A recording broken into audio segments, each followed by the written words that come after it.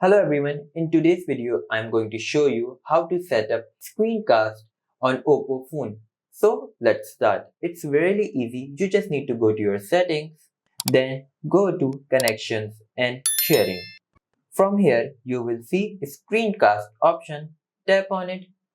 Then here you will see search for display devices. Tap on it. Please make sure the device on which you want to share your display must be connected to same Wi-Fi as your mobile.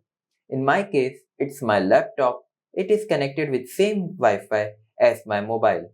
Now I will connect it. Just tap on it and here you will see a start option. Now tap on start. So that's how you can share your screen display to any other device through screencast.